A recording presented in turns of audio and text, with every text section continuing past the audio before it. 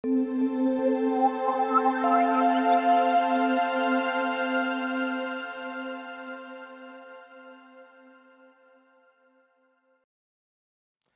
much for the start. That led me to introduce the first presentation of today.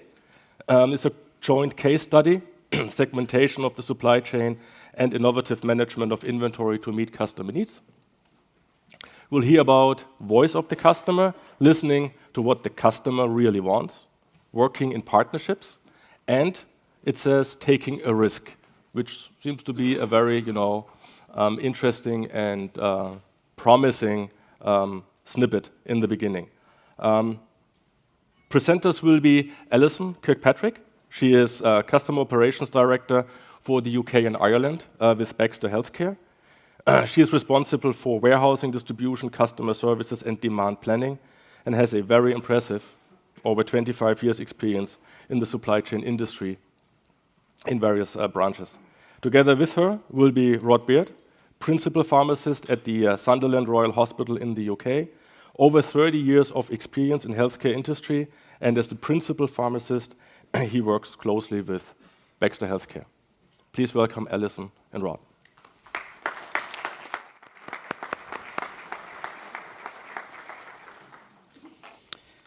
Well, thank you for inviting me here. This is me. I work at City Hospital Sunderland at the Sunderland Royal Hospital.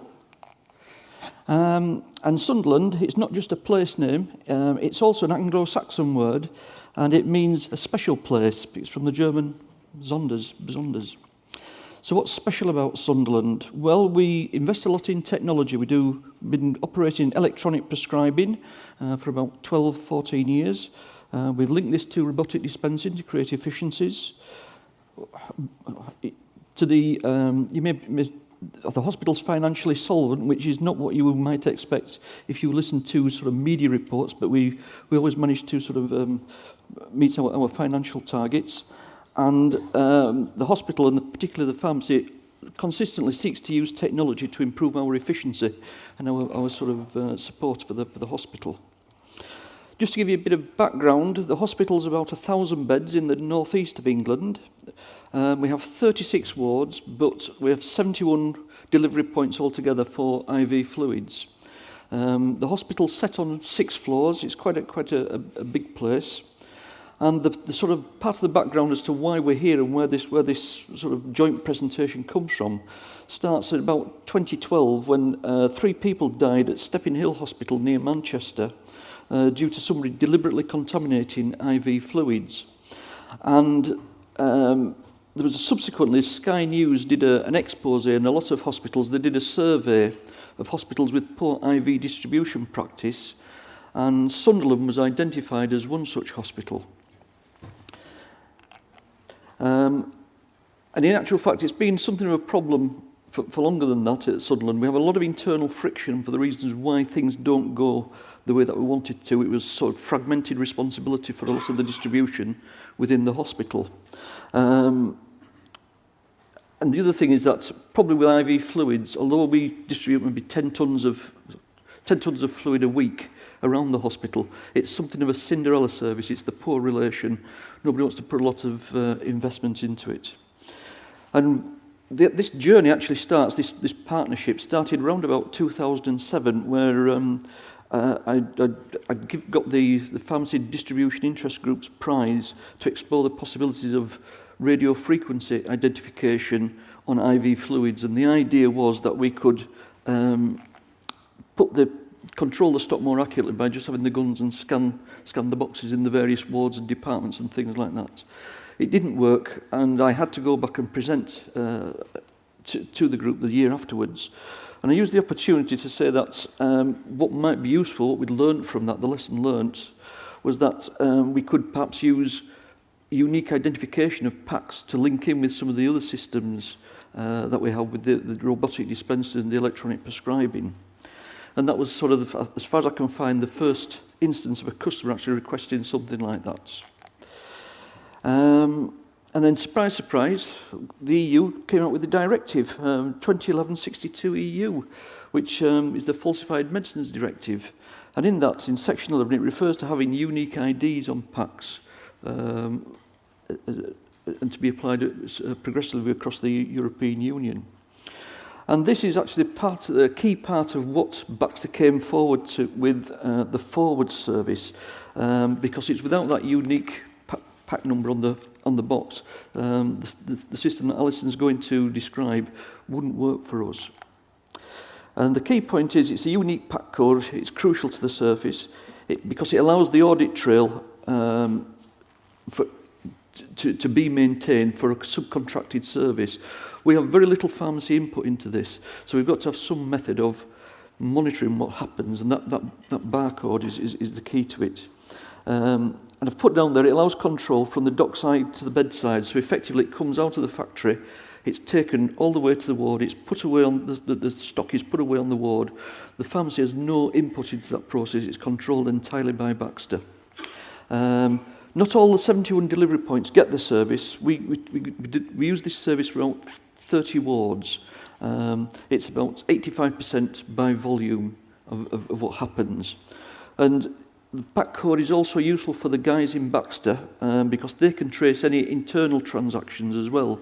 So if we have made supplies somewhere from the pharmacy, just during the week or something like that, they can trace what's been happening, or if there's been interward borrowing, it allows them to do that. Over to you, Alison. Thanks, Rod. Okay, so just 5 seconds on Baxter Healthcare in case you don't know us. We're a worldwide diversified healthcare company, been established in the UK for over 50 years, and we're probably one of the largest suppliers to the NHS.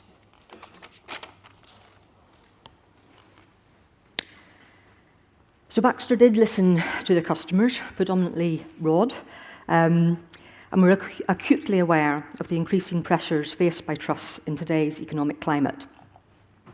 They've got many challenges, from controlling their costs to caring for their patients.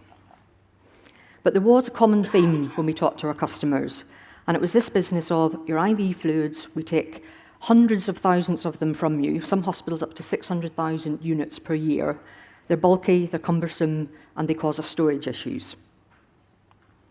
So managing hospital inventory is evidently very difficult, time-consuming, and resource-intensive. And the price of supplies represents only a proportion of the true cost of acquiring a product. The number of times a product is handled and the length of time it sits on a shelf prior to use significantly affects its cost. So for trusts looking to improve cost efficiency, patient safety, and reduce waste, it's essential to optimise the supply management process. And to help trusts face these pressures, Baxter developed Forwards. So our Forward solution is an advanced management solution that provides Baxter products to the point of use within the hospital. And what I'd like to do is just play you now a very short video to give you a feel of what the service actually does.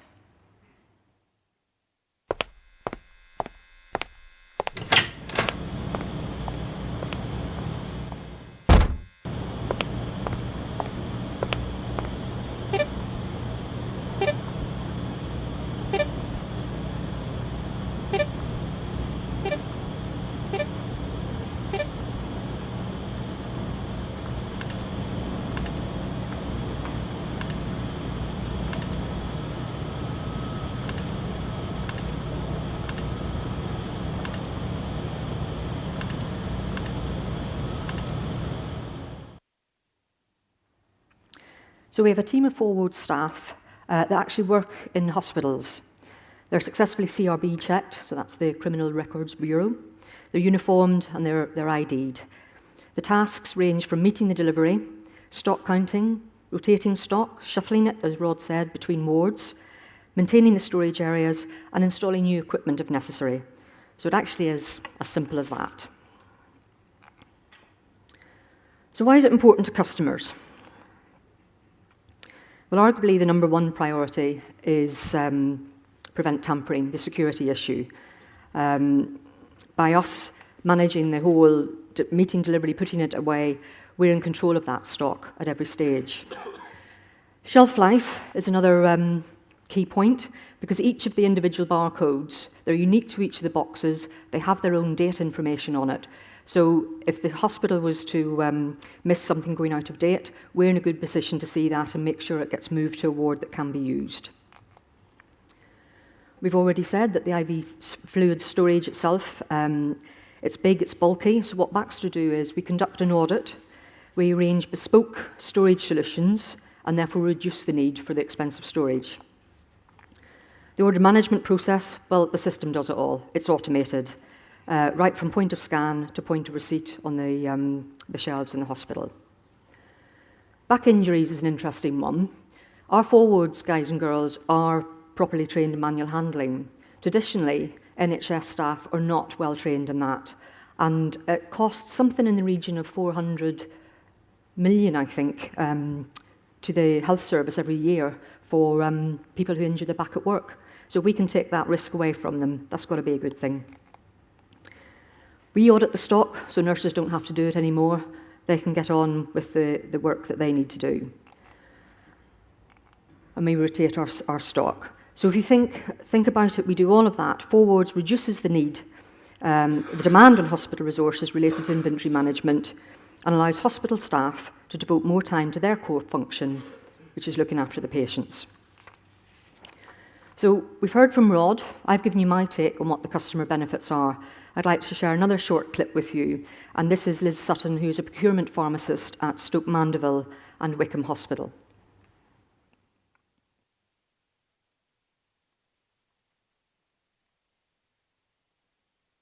I think you need to go back one.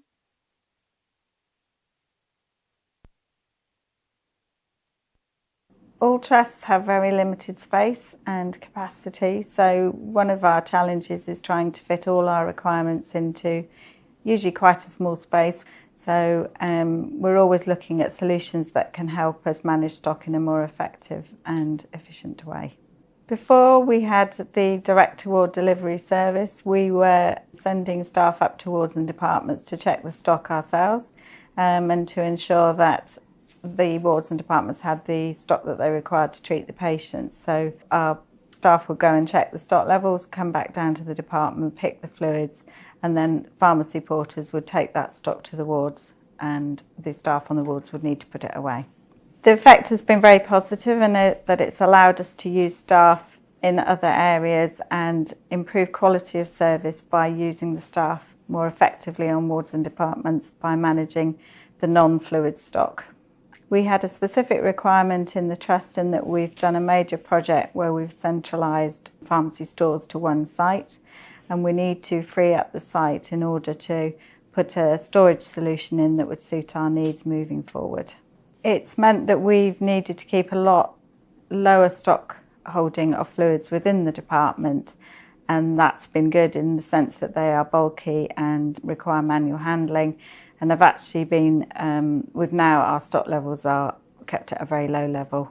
The feedback has been minimal so far, which we'll take as a positive because people are always ready to complain when things go wrong and don't work for them.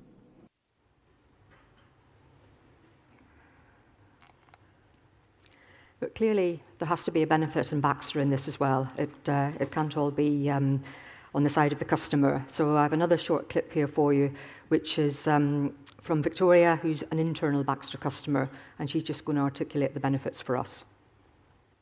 Baxter is acutely aware of the increasing pressures faced by trusts in today's economic climate. For trusts seeking to improve cost efficiencies, patient safety and reduced waste, it is essential to optimise the supply management process. The different forward service options provide the necessary expertise to enable made-to-measure deliveries through advanced inventory management. The Baxter Forwards team is able to respond to specific customer requirements at each trust. For example, by maximising hospital space with innovative storage solutions, Forwards brings added value throughout the hospital. Four Wards allows Baxter to build a unique relationship between the pharmacy department, helping to gain real insight into the workings of pharmacy to enable future product and service development. This means that Baxter becomes more than just a supplier of products. It becomes a solution provider, one that utilises knowledge and expertise in logistics to allow best practice in both distribution and the use of Baxter products.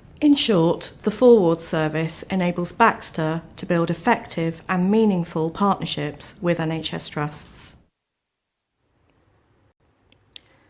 So hopefully from that you can see that we do grow relationships with our customers, we get close to them, we hopefully demonstrate that we add value, and perhaps that better places us to serve them in the future. But like any good pilot or case study, there was lessons to be learnt. From a supplier point of view, you have to gain access to the correct key decision makers, and that is incredibly difficult within the NHS in the UK because they are different people in different hospitals, in different trusts. You have to engage the nurses and staff that are going to use the service, and Baxter do that by the way of conducting hospital road shows, so we get them on board early on. You've absolutely got to find the right partners. You will see from the previous slides, you have to have some sort of IT platform in place to do this particular solution. You need help with building the equipment, storage solutions. So you need to find the right suppliers to do that with. You need to get alignment with the sales teams, because from a Baxter point of view, it was the sales guys that were going out selling this service to our customers. And we had one or two blips in the early days where they weren't quite sure what they were selling. So you need to be sure on that. Clearly, you need to be adaptable because one size doesn't fit every hospital in the NHS. And I think maybe the biggest one that I learnt through Baxter was this business of being prepared to invest in the appropriate resource. Because invariably, supply chain sits as a support function in a company, and getting the right investment signed off, so going to your boss for some additional headcount when there's no sign of any revenue yet, can often be quite a difficult discussion. Rod, do you want to run through the customer?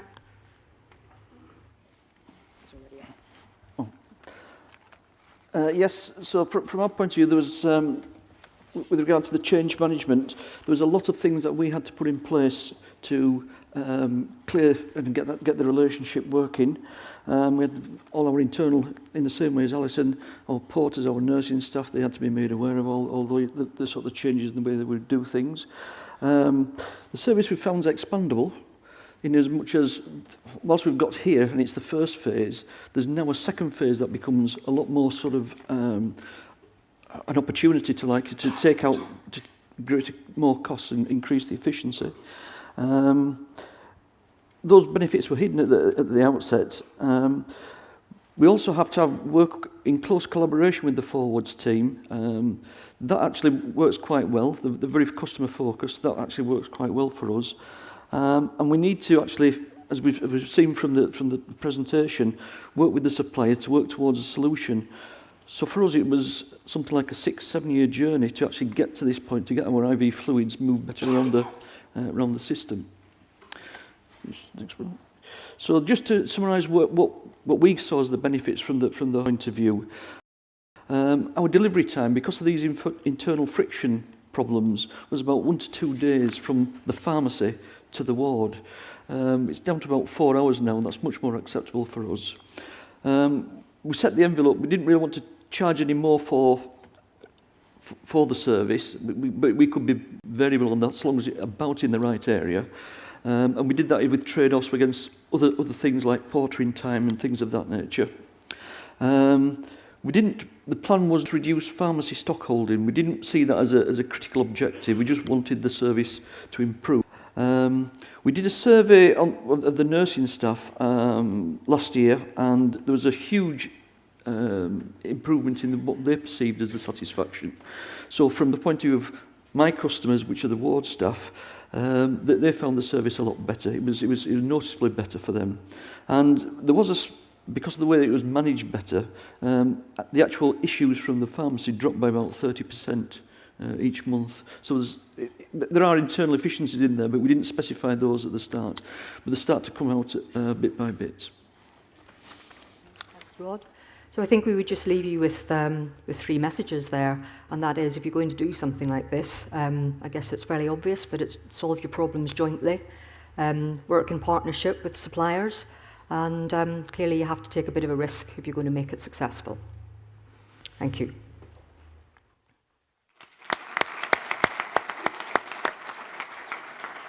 Thank you, Alison. Thank you, Rod. We started a little late, so we have about 10 more minutes for question and answers, if there are any.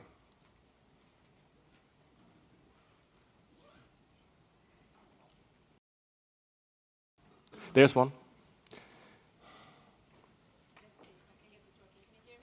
Not yet. It's on the left side. It's just blinking. Okay, now you can hear me. I'm Anke Woller from Phoenix Group. I found this quite interesting, and my question was that, do you do this in other countries as well, in other kinds of distribution models as well? We don't. There's a couple of my counterparts in other countries that are interested in what we're doing, but I guess because their NHS model is different, they haven't managed to do it yet. But I mean, as recently as last week, we had one of our colleagues from Holland over to look at it. So who knows? There may be opportunities quite soon.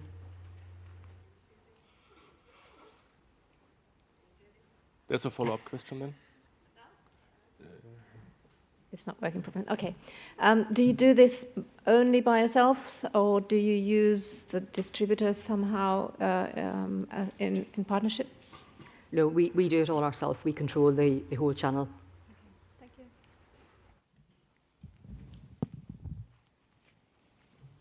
Any further question? Right there in the middle. Hi, this is Angela Swanton from Zoetis. My question is, how long did it take to implement from end to end? The rollout took about a year, but there was several unique problems that had to be sort of resolved, mainly around, because the service is customised. So what happens as part of the service is that they assess each area that there's going to be a delivery point, and whether it has enough storage facility, and if there isn't, they create that. They actually build either trolleys or extra shelving on things. And the problem we hit was the infection control sign-off for these extra sort of bits of equipment in the wards, and that took about 6 months. So it delayed things. We could go so far, but not complete it. I think now, if Baxter were doing it again, now they know what those procedures are and what's expected of them, they have them ready, and it would be a lot quicker. But that was a bit of a frustration. It was around our infection control department.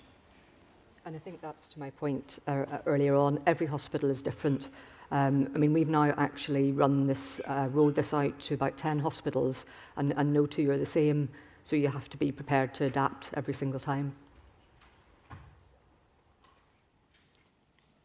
Okay. Oh, thank you. On the right side.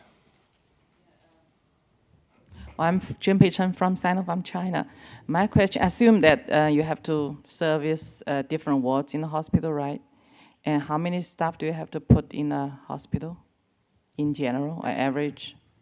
In a hospital like Rod's, we have 1 4-wards person, because you're reducing the deliveries as well. So the need for somebody in the hospital 5 days a week putting stock away disappears. So we have a dedicated person to Rod's Hospital. And that's about average for that sort of medium to large size hospital. Okay, thank you. One more question on the right side. Yeah, David James from Aloga. One of the issues in hospitals is seeing true demand, seeing the true consumption at the point it's used. Have you seen benefits in that, actually being able to analyse your usage at the hospital? Not specifically. We could do that, but these products, these are basically the IV fluids. They don't require a great deal of analysis for what we use. So it's just so long as we get them to the right point. One of the things that happens at Sunderland, unfortunately, is that they keep opening and closing wards, which is sometimes a bit of a problem for the guys up Baxter. Where's the ward moved to? And that's And that sort of leads into your question a bit. Sometimes with some of those elements, it confuses the analysis a little bit. So we've got other ways of looking at things, and we tend to focus more on the higher value drugs. We're wanting to look at that rather than these particular products. There was one topic in a question in the front there. You gave me the mic now. One down. No, I also pushed the button. Oh, so okay. I'm sorry. You go first, and then you go second. Sorry. Okay. A question to Alison. I'm Alexander from Sharp. So how did you deal with the serialization? So is this something you implemented on several sites, several lines, or was this more? Sorry, say the first bit to me. How did you deal with the serialization itself? So basically serializing all the products. So was this something you did online or something offline just for this market? Because I mean, it's something about equipment and knowledge about how to serialize the products. Offline, because what we did was we got an IT platform that then gave us unique labels for all of our products. Similarly, actually, with the equipment as well, we did the same thing. Does that make sense? Did I answer that? It makes sense, yeah. Okay, then one down, last question for this session. Thank you. Hi, Eduardo from AstraZeneca. I think I understand from your presentation that for whatever reason, RFID backfired, and then you decided to go to less sophisticated technology. What happened? Why did you make that choice? Why did that happen? The model that we chose with the radio frequency ID, of all the things that we actually chose, fluids was a bad one because it absorbs too much signal. And as you pile them up, you actually get incorrect errors. So that was the problem there. And it sort of died. But I think that the message was that although we tried to work together as organisations to do that, just because it failed, it didn't stop us trying. And when they actually thought of another way around it, then they actually came back to me. And having said, well, from my point of view, and it goes back to the taking the risk, do we do this, do we not do it? And thought, well, we think we can do it. And there was a lot of uncertainty about that, whether it would work and withstand all the requirements of actually doing the changes. But fortunately for us, it's worked well. It's difficult, but it's worked well. Okay, Mike, one last. Okay. International Health Partners. Just to say, I think that you're really setting a tremendous trend here. And I was wondering if you were enabling the whole falsified medicines directive, because I'm not so close to the UK market, but I think there is some feelings that there's going to be tremendous complexity pushed upon hospital pharmacy, and therefore I congratulate you that you're clearly both trend-setting here. In terms of vendor management, it's more of a comment. I'm sure you'll be aware what's happened at the St James's Hospital for Factor 8, where it's a real lifetime situation. So the mother, the father can actually, take the product from the van driver, can actually input into a live system, and therefore the pharmaceutical company gets actual lifetime information about the inventory and what's happening in terms of that control. So really more of a couple of comments here, but congratulations for clearly trend-setting and setting some extremely useful experiences for the future when the FMD arrives. Okay, thank you. Okay, thank you. I think you sort of set a benchmark for the first presentation at the Logi Pharma, stipulated so many questions. That is really great. Thanks a lot again.